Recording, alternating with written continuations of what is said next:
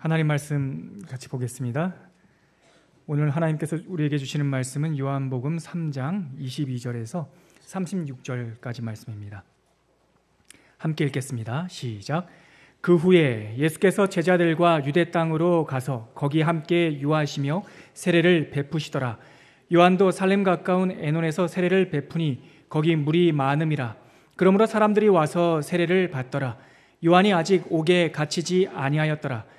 이에 요한의 제자 중에서 한 유대인과 더불어 정결 예식에 대하여 변론이 되었더니 그들이 요한에게 가서 이르되 랍비여, 선생님과 함께 요단강 저편에 있더니 곧 선생님이 증언하시던 이가 세례를 베풀매 사람이 다 그에게로 가더이다. 요한이 대답하여 이르되 만일 하늘에서 주신 바 아니면 사람이 아무것도 받을 수 없느니라. 내가 말한 바 나는 그리스도가 아니요 그의 앞에 보내심을 받은 자라고 한 것을 증언할 자는 너희니라.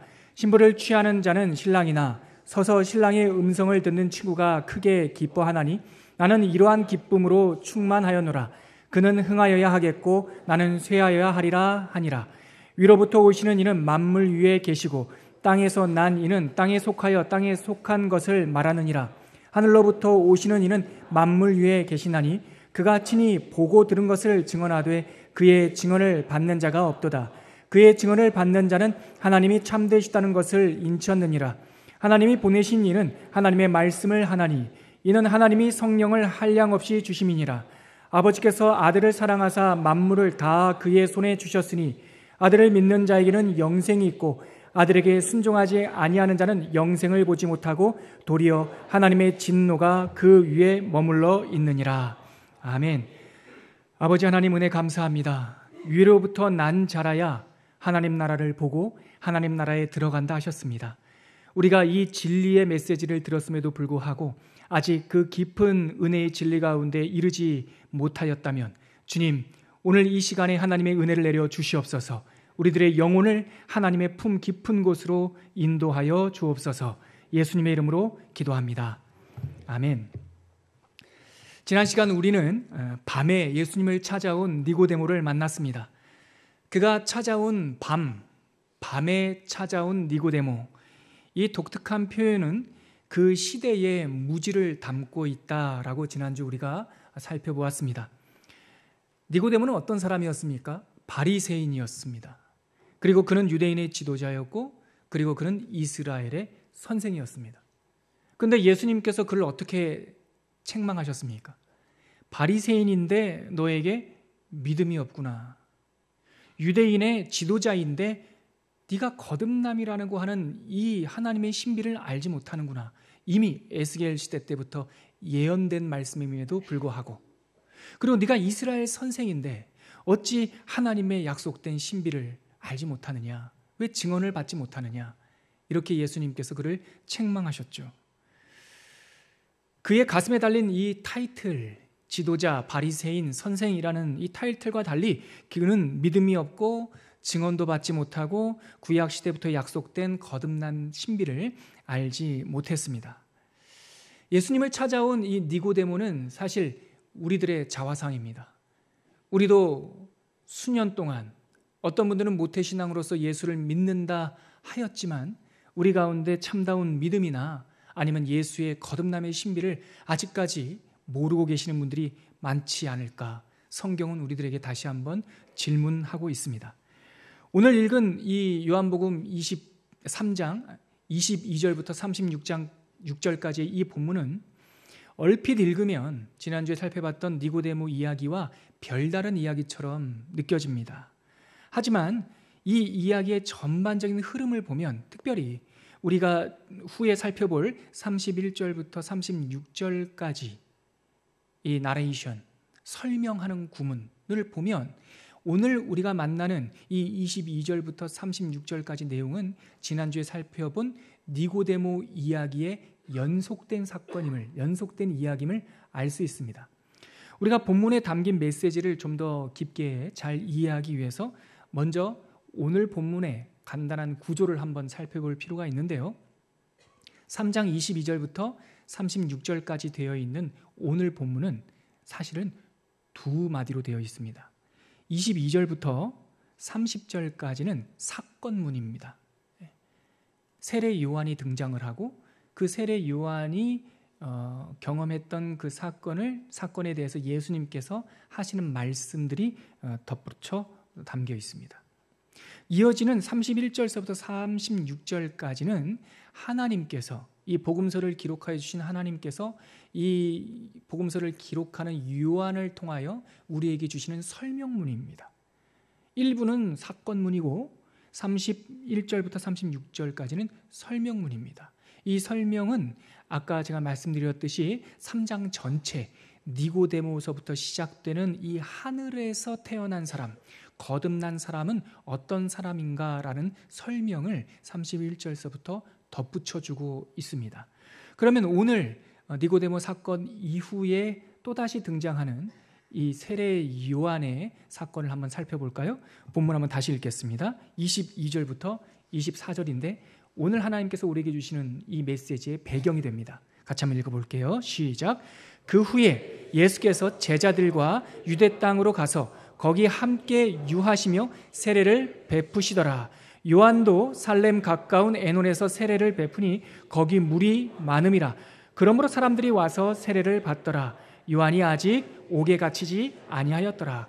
그 후에 니고데모가 밤에 찾아온 그 사건 후에 예수께서 유대에 가셨고 거기서 세례를 베푸셨다라고 묘사되고 있습니다.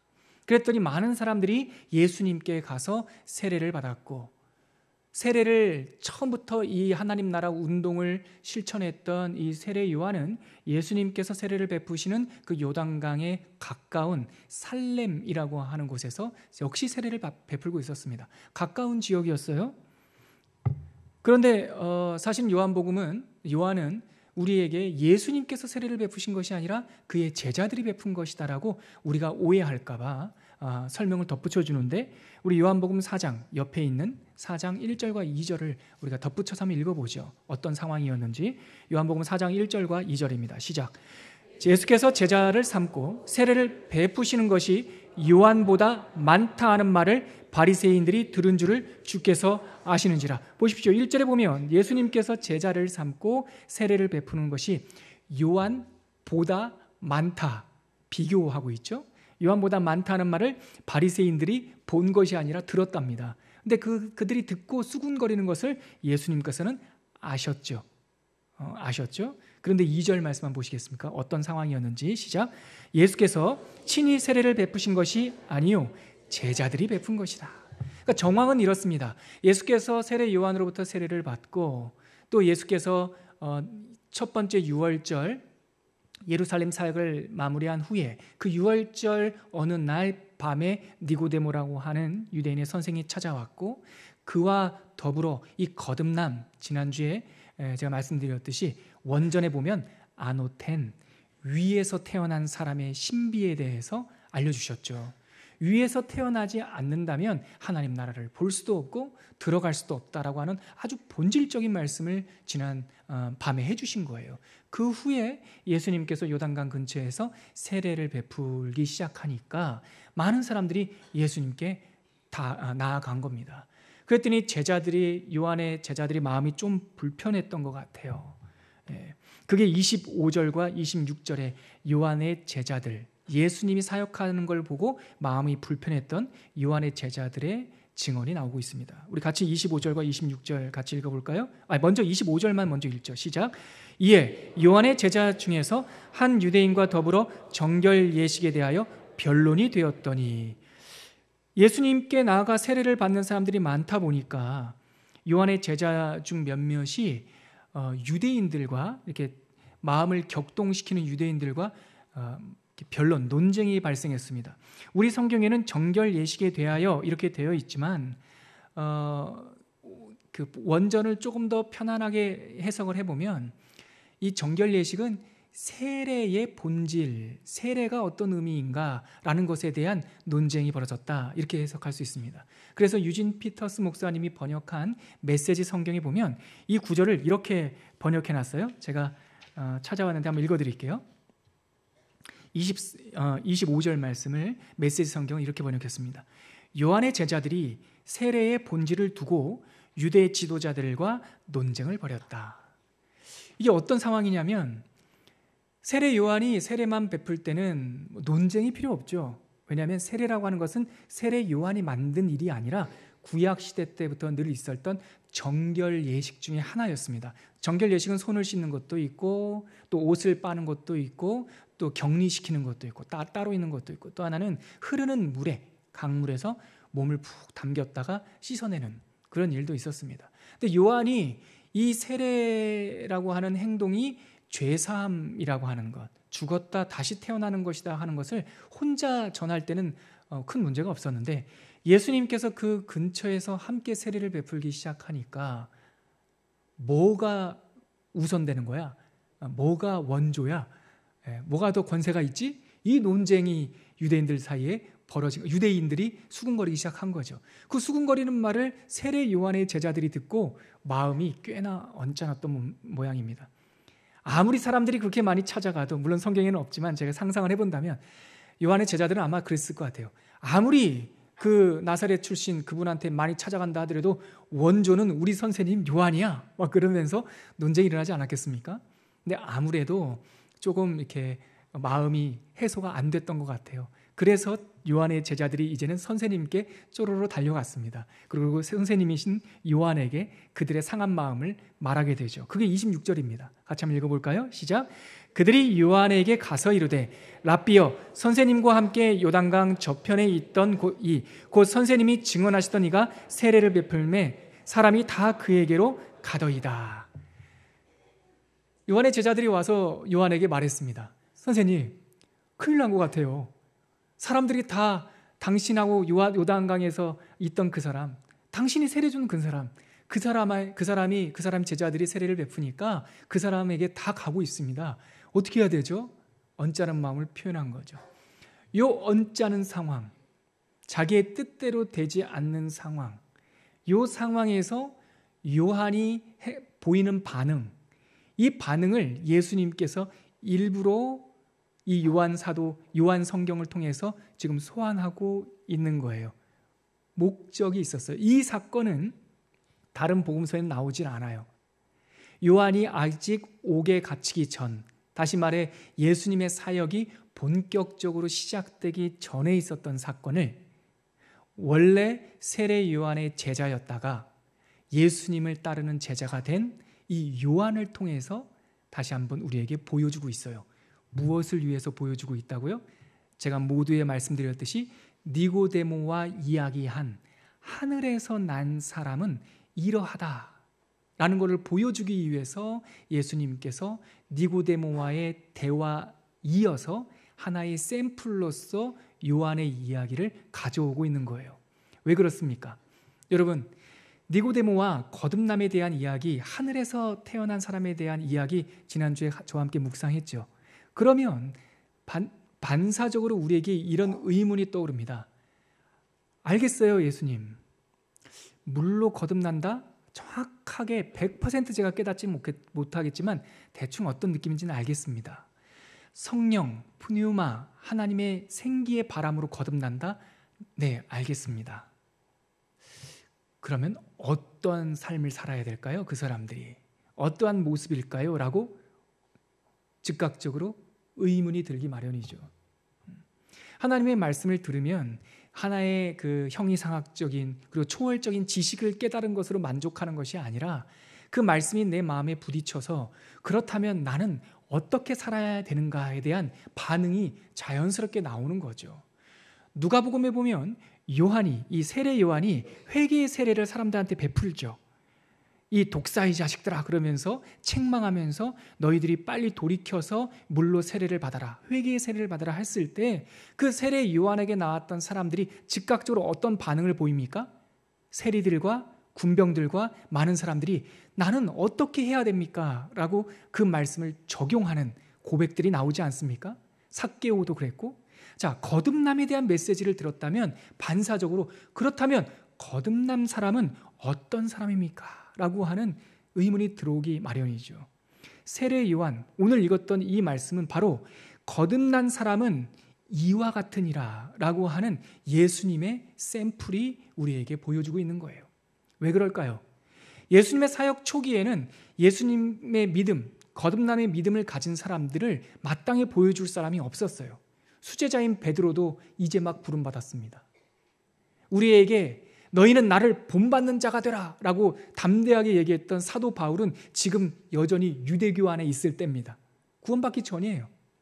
12명의 제자들이 부름받았지만 아직까지 예수님의 믿음이 그들의 영혼 깊숙한 곳에 들어가기 전이에요. 그렇다면 거듭난 사람을 우리에게 보여줄 때 누구를 보여줘야 될까요? 요한복음은 세례 요한을 그런 이유로 소환하고 있는 것입니다. 왜냐하면 세례 요한은 하늘에서 보내심을 받은 자라고 우리에게 성경이 먼저 알려주고 있기 때문이죠. 우리 요한복음 1장 6절 한번 찾아보시겠습니까? 세례 요한에 대한 첫 번째 설명이 나옵니다. 세례 요한에 대한 첫 번째 설명, 요한복음 1장 6절입니다. 시작. 하나님께로부터 보내심을 받은 사람이 있으니 그의 이름은 요한이라. 네, 하나님께로부터 보내심을 받은, 다시 말해서 하늘에서 보내심을 받은 사람이 있으니 그 사람이 바로 세례 요한이라는 거예요. 또 세례 요한에 대해서 예수님께서 어떠한 설명을 나중에 한 1년 반 후에 덧붙여 주십니다. 그 예수님의 설명이 마태복음 11장에 있는데요. 한번 찾아보시겠습니까? 마태복음 11장 10절에서 15절까지 말씀입니다.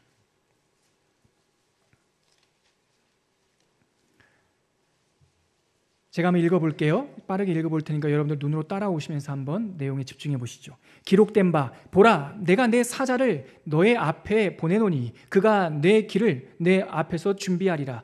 사자를 보낼 것이랍니다. 그런데 예수님 앞에서 그 길을 준비할 것이라고 예언이 됐답니다. 하신 것이 이 사람에 대한 말씀이니라. 내가 진실로 진실로 너희에게 말하노니 여자가 낳은 자 중에 세례 요한보다 큰 이가 일어남이 없도다. 그러나 천국에서는 극히 작은 자라도 그보다 크니라. 세례 요한의 때부터 지금까지 천국은 침노를 당하나니 침노하는 자는 빼앗느니라. 모든 선지자와 율법이 예언한 것은 요한까지니라. 만일 너희가 즐겨 받을진대 오리라 한 엘리야가 곧 이 사람이니라. 귀 있는 자는 들을지어다. 예수님께서 감옥에 갇혀있던 요한이 예수님 당신이 우리가 기다리던 그 메시아입니까? 라고 물었을 때 그 이야기에 대해서 반응하시고 예수님께서 성경에 예언해 놓은 눈먼 자가 눈을 뜨고 갇힌 자가 놓이고 못 걷는 자가 걷게 된다라고 하는 이 해방의 소식을 알려주어라라고 그 예수님께 물어왔던 요한의 제자를 돌려보낸 후에 세례 요한에 대한 설명을 해주시는 것이 방금 읽었던 이 본문입니다. 이 본문을 요약하면 이것입니다. 예수님 전에 한 사람을 보낼 것이라고 성경에 예언되어 있다. 그는 예수님의 길을 평탄케 하는 사람이다. 구약시대의 모든 이야기들은 이 요한까지 기록된 것이다. 요한까지 된 이야기다. 그리고 요한 때부터, 이 세례 요한 때부터는 천국의 문이 열렸다. 천국이 내려오고 있다. 누구든지 열심을 내는 자, 힘을 쓰는 자는 그 천국 안으로, 하나님 나라 안으로 들어갈 수 있다라고 한 말씀을 지금 해설해 주고 있는 거죠. 다시 말해서 세례 요한이 우리에게 했던 일 중에 가장 대표적인 것은 하늘에서 보내심을 받은 사람이 이러한 일을 한다. 그가 예수의 길을 평탄케 한다. 하나님의 나라의 길의 방향을 보여준, 그 사람은 길이 아니지만, 세례 요한은 길이 아니지만 이곳이 하나님 나라로 가는 길입니다라고 보여주는 이정표 역할을 했다라는 거예요. 누가? 세례 요한이. 그러므로 하나님의 하늘로부터 보내심을 입은 사람은, 거듭난 사람은 이러한 사람이다라고 하는 샘플이 필요하다면 이 순간에는 바로 그 세례 요한만큼 적당한 사람이 없었던 것이죠. 예수님께서 거듭남의 메시지를 주시고 그 거듭난 사람의 어떠함에 대해서 세례 요한을 통하여 우리들에게 말씀해 주시고 있는 거죠. 그런데 배경은 어떤 거였다고 했습니까? 방금 배경은 굉장히 불쾌한 상황이라는 거죠. 차라리 예수님께서 갈릴리에서 세례식 하시면 좋았을 텐데, 안 그렇습니까? 차라리 예수님께서 예루살렘 성전 안에서 물 좀 떠오셔가지고 하시면 좋았을 텐데 왜 세례 요한 바로 옆에서 같이 하실까? 이해가 되지 않는 상황이에요. 요 이해가 되지 않는 상황일 때 믿음, 거듭난 사람의 반응이 나옵니다. 거듭난 사람은 이와 같으니라. 첫 번째 내용이 27절에 있습니다. 같이 한번 읽을게요. 시작.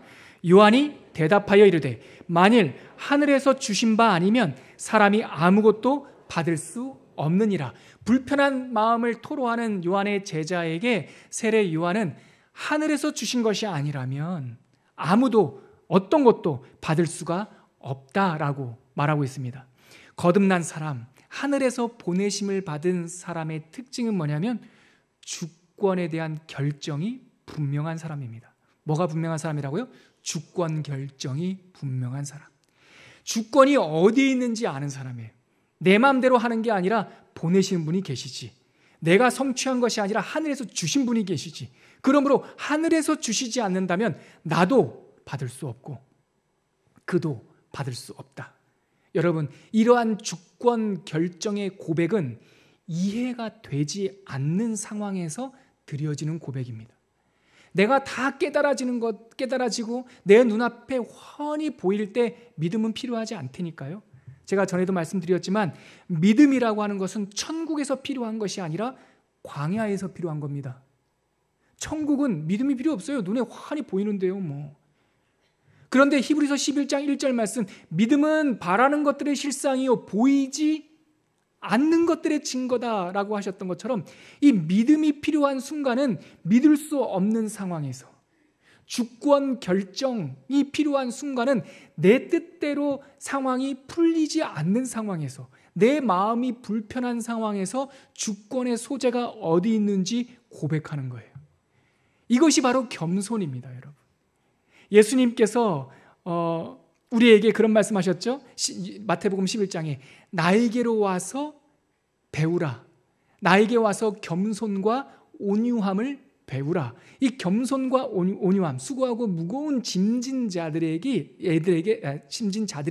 자유를 누릴 수 있는 이 겸손과 온유함이라고 하는 것은 내 성품이 아니라 주권자를 향한 고백이에요. 겸손은 무엇입니까? 내 뜻대로 되지 않는 곳에서 주관하시는 분이 계시다는 것이 겸손이에요. 온유는 뭡니까? 내 성품이 아니라 하나님께 길들여진 것을 온유하다라고 말을 해요. 하늘로부터 거듭난 사람의 특징, 내가 아니고 주님이 계시다라고 하는 고백을 드리는 사람, 이 사람이야말로 거듭난 사람의 특징이에요. 두 번째, 거듭난 사람은 어떠한 사람입니까? 그는 이와 같습니다. 28절에 있습니다. 같이 읽을게요. 시작. 내가 말한 바 나는 그리스도가 아니요 그의 앞에 보내심을 받은 자라고 한 것을 증언할 자는 너희니라. 제가 이 문장을 원전에서 그대로 좀 쉽게 직역을 하면 이렇습니다. 너희들이 바로 이런 사람들이다. 이렇게 문장이 시작을 돼요. 너희들이 그런 사람들이다. 어떤 사람이에요? 내가 그리스도가 아니라고 내가 누차 말한 것을 가서 증언해야 될 사람이 바로 너희들이다. 위로부터 태어난 사람의 특징은 뭐냐? 내가 누구인 줄 정확하게 아는 사람이에요. 이것을 제가 주권 결정과 이 운율을 맞춰서 이름을 정한다면 소명 결정이 분명한 사람이에요. 주인이 누군지 아는 사람은 그 주인이 시킨 일이 무엇인지 아는 사람입니다. 월권하지 않아요. 주인이 시킨 일에 집중하니까 산만하지 않습니다. 다른 사람과 비교하지 않습니다. 저 사람이 잘 되는 것과 내가 못 되는 것이 같이 함수관계에 있지 않습니다. 나는 나의 사명을 다할 뿐, 그는 그의 갈 길을 다할 뿐, 자기가 맡은 것을 분명하게 알고 그것에 초점이 맞춰져 있는 사람이 거듭난 사람들의 특징입니다. 나는 그리스도가 아니다. 나는 광야에서 외치는 소리일 뿐이다. 소명 결정이 제대로 안 돼 있는 사람, 분주합니다. 그리고 이게 표준어인지는 모르겠어요. 제가 일부 때는 그냥 썼는데 쓰면서 제가 또 원고에도 이렇게 써놨는데 한번 찾아봐야 될 것 같아요. 오지랖. 표준어인가요? 소명 결정이 분명한 사람, 주인이 시킨 일이 뭔지 아는 사람은요, 오지랖이 넓지 않습니다. 아브라함의 이삭의 부인을 얻기 위하여 밧단 아람으로 보내심을 받은 엘리에셀은 어디 가서 밥 먹으러 돌아다니지 않고 그 밧단 아람에서 밥을 조금 식사 먼저 하시죠 하니까 그 부인이 결정되기 전에, 허락되기 전에 내가 식사도 할 수 없습니다라고 분명하게 자기가 먼저 해야 될 것을 알아요.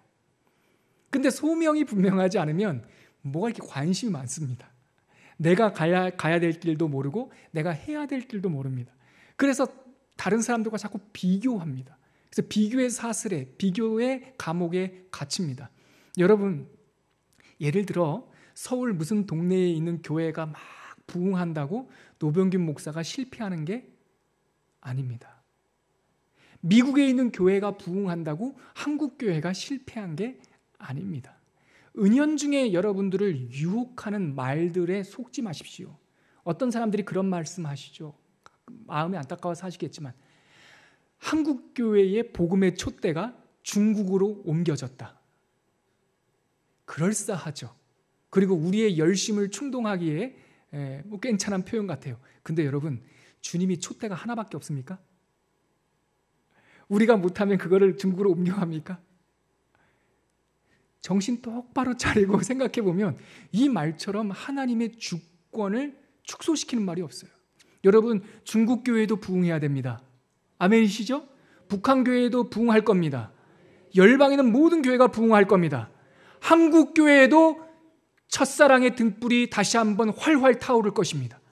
왜냐하면 예수님께서 이 복음이 모든 민족에게 전파된 후에야 마지막 날이 온다고 하셨으니까 예수의 복음에 이 생명의 촛불은 옮겨 다니는 것이 아니라, 여러분 잘 들어보세요, 옮겨 다니는 것이 아니라 옮겨 붙는 것입니다. 여러분 아멘이시죠? 네, 경쟁하지 않아요. 저 사람이 잘 되는 것과 내가 못 되는 것이 함수관계에 있지 않다고요. 예수님이 잘 되는 것과 내가 못 되는 것이 함수관계에 있지 않다고요. 나는 그리스도가 아니요, 내 소명이 무엇인지 분명히 안다고요. 그래서 정말 거듭난 사람들이 모여있는 교회는 경쟁하지 않습니다. 사랑하는 초은교 성도 여러분, 어느 누구와도 경쟁하지 마십시오. 여러분들의 사명의 길만 오로지 달려갈 뿐입니다. 어떤 사람이 여러분들에게 경쟁을 부추기고 무슨 뭐 전도 집회한다 그러면은 1지구가 몇 명 왔어, 2지구가 몇 명 왔어, 누가 1등이네? 정말 화 있을진저. 우리 찬양대에서 오늘 성가대 너무 잘하셨는데, 가을쯤에 제가 광고해드리는 겁니다, 대장님. 가을쯤에 찬양 축제를 하시겠대요. 대회가 아니라 축제예요. 1등부터 3등 꼴등까지 순서를 나누는 것이 아니라 다 선물 주겠대요. 제가 비밀을 말씀드렸는데 다 선물 드리겠대요. 야, 이거예요, 여러분. 이거예요. 하나님을 찬양하는 데에서는 1등과 꼴등이 없는 거예요. 자기의 소명이 분명한 거예요. 그 소명으로 오로지 달려가는 거예요. 그런데 거듭나지 않으면, 주인을 모르면, 소명을 모르면 자꾸 경쟁하고 다투고, 다른 사람이 뭐 하는지 관심이 많고, 저 부서가 야유회 갔으면 우리도 가야 되고, 그렇죠? 저 부서가 수련회 하면 우리도 해야 되고, 저 한번 따라 하시죠, 여러분. 저를 한번 따라 하세요. 죄송해요. 그런 거 없습니다. 내 길이 있습니다. 이게 중요한 거예요. 그러니까 평화가 있는 거예요, 평화가. 여러분, 경쟁하지 마십시오. 여러분들의 사명의 길을 분명히 붙잡으시길 바랍니다. 때로는 주님이 늘 내 이해 능력 안에서 일하시는 게 아닙니다. 사람은요, 자기 중심대로 판단해요. 내가 이해되면 옳다 말해요. 이해가 안 되면 옳지 않다 말해요. 이것을 적용해 본다면 우리의 관점에서 볼 때 주님이 늘 옳은 일만 행하는 것 같지는 않습니다. 요한의 제자와 요한의 입장에서 잠깐 생각해 보세요. 예수님이 바로 자기 옆에서 세례를 베풀고 있을 때 마음이 불편했겠지요. 제자들은 불편했겠지요. 그래서 그것이 옳지 않다라고 생각할 수도 있겠지요. 그렇지 않겠어요? 그런데 여러분, 내 경험의 한계 안에서 예수님이 일하시는 것이 아니라 그의 뜻대로 일하십니다. 그러므로 내가 옳다고 생각하는 방식대로 주님은 역사하는 것이 아니라 주님의 역사 자체가 옳으신 겁니다. 그러므로 내가 볼 때 저거는 조금 희한한데 해도 주님의 뜻에 부합하다면 옳은 것입니다. 이 말씀을 명심하셔야 돼요. 그래서 소명받은 자, 하나님의 거듭난 자는 늘 주님이 옳습니다. 누구는 틀리고 나는 틀리고, 나는 부분이고 주님은 전부입니다. 이것을 알아야 묶임에서 놓일 수 있어요. 302호 김집사에서 자유로울 수가 있어요. 저쪽에 있는 교회로부터 우리가 자유로울 수가 있어요. 그래서 사명에 충실한 교회로 살아갈 수가 있단 말이죠. 할렐루야. 사명형 공동체 되시기를 바랍니다. 거듭난 사람의 두 번째 특징이자 열매였습니다.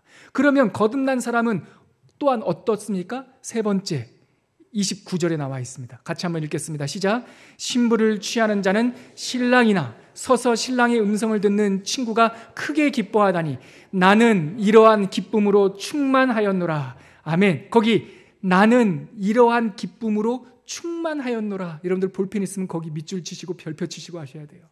충만하다는 말이 원전에 보면 플레로마, 흘러넘치다 이런 거예요. 이 기쁨이 혼인잔치의 포도주, 정결례법 포도주처럼 흘러넘치고 있다는 거예요. 뭐가? 내가 누군지를 알기 때문에 기쁨의 근원이 바르게 잡혀 있는 거예요. 누구와 경쟁해서 1등해서 기쁜 것이 아니라 자기의 기쁨의 근원이 어디 있다는 것을 분명히 알아요. 거듭난 사람은 기쁨의 근원이 바로 서 있는 사람이에요. 근데 이 말씀이 조금 헷갈릴 수 있어요. 우리가 유대 문화를 모르기 때문에 그래요. 신랑 신부 이야기, 결혼식 비유를 들고 있어요. 제가 다시 한번 읽어드리면 신부를 취하는 사람은 신랑입니다. 나는 신랑이 아닙니다. 그 뜻이에요. 서서 신랑의 음성을 듣는 친구가 그렇지만 함께 기뻐합니다. 크게 기뻐합니다. 나는 신랑 옆에서 신랑의 음성을 듣는 사람의 기쁨으로도 흘러넘치고 있습니다. 그 말이에요. 이게 유대인의 혼인잔치 문화를 조금 이해하시면 지금 세례 요한의 기쁨의 근원이 뭔지 우리가 조금 알 수 있어요. 설명드릴게요. 유대인의 혼인잔치는 크게 1부와 2부가 있어요. 이것도 1부와 2부가 있네요. 1부는 정혼이라고 그래요. 원전에 보면 에스프세라고 불러요. 몰라도 돼요. 그냥 정혼, 에스프세. 그리고 결혼식이 있어요. 이거는 키두신이라고 불러요. 정혼은요, 신랑이 아버지가 준 지참금을 가지고 어떤 여인에게 혼인을 청하는 일입니다. 그럼 그 지참금을 그 가족이 받는 순간 법적으로는 결혼한 사람과 똑같은 상황이 됩니다. 마리아와 요셉이 정혼한 상황이 이거예요. 근데 정혼하고 나서 바로 그냥 합방하는 게 아니에요. 정혼을 받아들이고 나면 이 신랑은 다시 자기 본가로 와서 집을 짓습니다. 신혼집을 지어요.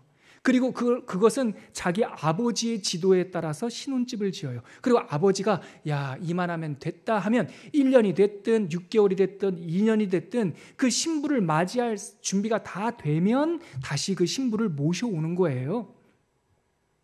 그래서 다시 그 신부를 모셔오는 권한은 누구에게만 있어요? 아버지에게만 있어요. 그래서 요한복음 13장에 예수님께서 내가 너희들의 집을 예비하러 간다라고 했던 것이 바로 혼인잔치 비유예요. 천국에다가 집 지어 놓을게. 그리고 내가 너희들을 다시 그 집으로 안내할게. 이게 유대인은 척척 알아듣는 말이라고요. 근데 우리는 그저 그냥 청혼하고 결혼식하는 문화, 한국 문화가 있기 때문에 잘 이해가 안 되죠. 그런데 보세요, 여러분. 제가 드리고 싶은 말씀은 정혼한 후에 결혼식이 있기 전, 결혼식 날짜가 결정되면 중요한 사람들이 세워집니다. 그 사람들을 쇼파르, 이 뜻은 뿔라팔이라는 뜻이에요. 뿔라팔. 쇼파르라고 하는 이름을 가진 들러리들이 정해집니다. 신랑에게도 들러리들이 많게는 7명, 적게는 3명. 신부에게도 들러리들이 많게는 7명, 적게는 3명. 여러분, 혼인잔치 등불을 준비한 7처녀 비유 아시죠? 10처녀 비유 아시죠? 그 사람들이 쇼파르, 들러리들이었어요. 신랑이 정혼한 부인을 모시러 오는 것을 환영하는 들러리들. 신랑에게도 쇼파르가 있다고요. 들러리들이 있는데 이 들러리들의 역할은 뭐냐면 신랑을 호위해서 같이 가고 신부와 신랑을 올 때 지키는 사람. 그리고 이 쇼파르의 역할이 마무리되는 순간은 언제냐면 혼인잔치가 다 끝난 다음에 합방을 하죠.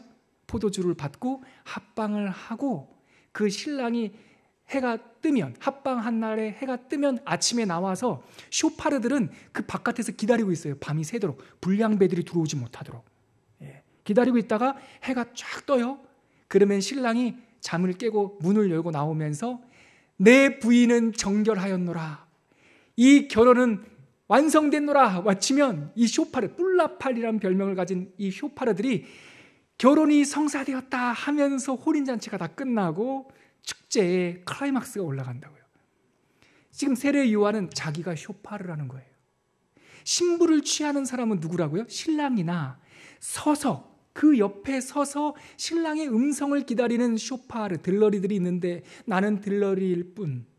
신랑의 음성을 듣는 것만으로도 내 기쁨이 차고 흘러 넘친다, 이 얘기예요. 이게 왜 기쁨이 됩니까? 거듭난 사람은 영광 받으실 이가 누구인지 분명히 아는 사람이에요. 기쁨의 근원이 누구인지 아는 사람이에요. 아무리 쇼파르가 그 혼인잔치에 함께 있다 할지라도 신부를 가로챌 수는 없는 일입니다. 우리의 기쁨의 근원은 어디입니까? 신랑이 영광 받으시는 일, 우리 주 예수 그리스도께서 영광 받으시는 일, 이 일이야말로 우리의 기쁨의 근원인 것이죠. 여러분, 우리는 무엇으로 기뻐합니까? 우리 초원교회의 기쁨의 근원은 무엇입니까? 우리의 이름이 나는 것입니까? 우리가 신랑보다 더 멋진, 예수 그리스도보다 더 멋진 옷을 입고 세상에서 가장 큰 교회를 짓고 세상에서 많은 사람들이 모이고 그것으로 기뻐하십니까? 안 됩니다. 예수 그리스도께서 영광을 받으시는 것으로 기뻐하는 초원교회가 되시기를 주의 이름으로 축원합니다. 이 땅에는 모든 교회가 신랑 되신 예수님께서 나오시는 그 말씀으로 기쁨의 근원을 얻는 교회들이 되시기를 축원합니다. 우리의 기쁨의 근원이 분명한 사람. 오늘 세 가지 거듭나는 사람에 대해서 배웠습니다. 세례 요한을 통해서 그는 어떠한 사람이었습니까? 주권 결정이 분명한 사람. 두 번째, 그는 어떤 사람입니까? 자기의 소명이 무엇인지 분명한 사람이에요. 그러니까 헷갈리지 않다 그랬죠? 셋째, 그는 어떤 사람입니까? 기쁨의 근원이 분명한 사람이라는 거죠. 이런 사람이야말로 바로 거듭난 사람이다. 이어서 여러분, 시간이 되었지만 31절부터 36절까지 이제 예수님의 성경, 이 성경의 메시지가 설명문이 나오는데 이 설명문이 딱 이 세 가지, 주권 결정, 소명 결정, 기쁨의 근원 결정, 이 세 가지 내용이 31절부터 36절까지 나와 있습니다. 같이 쭉 읽으면서 제가 설명을 덧붙여 드리죠. 함께 31절부터 읽겠습니다. 시작. 위로부터 오시는 이는 만물 위에 계시고 땅에서 난 이는 땅에 속하여 땅에 속한 것을 말하느니라. 하늘부터 오시는 이는 만물 위에 계시나니 그가 친히 보고 들은 것을 증언하되 그의 증언을 받는 자가 없도다. 31절 끝부분에 보세요. 하늘로부터 오시는 이는 만물 위에 뭐 하시나니? 계시나니. 하늘에서 오신 이가 만물 위에 계시다라는 거예요. 주권자이다 라는 뜻이에요. 두 번째, 어떠한 소명을 가져야 됩니까? 33절 같이 읽겠습니다. 시작. 그의 증언을 받는 자는 하나님이 참되시다는 것을 인쳤느니라. 하나님이 옳다라는 것을 안다라는 거예요. 하나님이 참되시고 나는 부분이고 그는 전부이고 그는 옳고 나는 틀리고 이것을 인친 사람이야말로 거듭난 사람이라는 것이죠. 세 번째, 그는 어떤 사람입니까? 34절 시작. 하나님이 보내신 이는 하나님의 말씀을 하나니 이는 하나님이 성령을 한량없이 주심이니라. 한량없이 주심이니라. 성령으로 충만케, 이 기쁨으로 충만되었느니라. 같은 말이에요. 나는 이 기쁨으로 충만하였느니라는 말과 성령을 한량없이 주신다는 말은 같은 말이에요. 다시 말해서 거듭난 사람은 하나님께서 주시는 기쁨으로 충만한 사람. 끝으로 말씀을 읽고 마치겠습니다. 35절 36절입니다. 시작. 아버지께서 아들을 사랑하사 만물을 다 그의 손에 주셨으니 아들을 믿는 자에게는 영생이 있고 아들에게 순종하지 아니한 자는 영생을 보지 못하고 도리어 하나님의 진노가 그 위에 머물러 있느니라. 아멘. 여러분, 오늘 말씀을 통하여 요한복음 3장을 마무리합니다. 지난주에 나눴던 니고데모 이야기, 거듭남의 이야기와 오늘 세례 요한의 이야기를 통해서 물과 바람으로 지어진 사람, 거듭난 사람은 어떤 사람이다? 세례 요한의 이야기를 통해서 세 가지 적용 포인트를 들었습니다. 주권 결정이 분명한 사람이야말로 거듭난 사람입니다. 자기의 소명이 무엇인지 정확하게 아는 사람이야말로 거듭난 사람입니다. 그리고 기쁨의 근원이 분명하여서 세상 기쁨이 아니라 우리 주님께서 영광 받으시는 것으로 기쁨으로 충만한 사람이야말로 거듭난 사람입니다. 이런 은혜가 저와 여러분들에게 있기를 주의 이름으로 축복합니다. 같이 기도하겠습니다. 이 말씀을 거두면서 이렇게 기도하시죠. 하나님, 우리의 삶의 주권자를 향한 정한 마음을 주시옵소서. 우리의 사명의 결이 주님의 결과 동일되게 하여 주시옵소서. 그리고 우리의 기쁨의 근원이 새로워지게 하여 주시옵소서. 함께 기도합니다. 주 하나님 아버지, 은혜를 감사합니다. 오늘 세례 요한의 고백을 통하여서 중생한 사람, 위로부터 난 사람의 특징을, 열매를 보았습니다. 하나님, 주권자를 분명히 알게 하여 주시옵소서. 사명의 결이 분명하게 하여 주시옵소서. 기쁨의 근원이 새롭게 되게 하여 주시옵소서. 하나님 아버지, 이 말씀을 가슴에 새기게 하여 주시옵시고, 주권자가 누구인지, 우리의 부르심이 무엇인지, 우리의 기쁨이 어디에 있는지 분명하게 아는 거듭난 그리스도인들이 되게 하여 주옵소서. 예수님의 이름으로 기도합니다. 아멘.